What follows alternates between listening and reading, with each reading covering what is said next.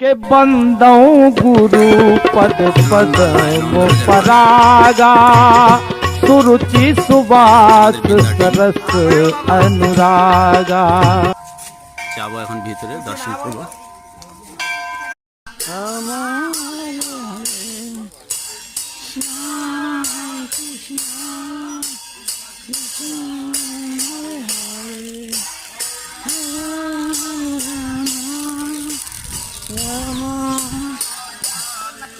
এটা অক্ষয় বট গাছ আছে, এই গাছটার নাম অক্ষয় বট। দেখতে পাচ্ছেন অনেক বড়।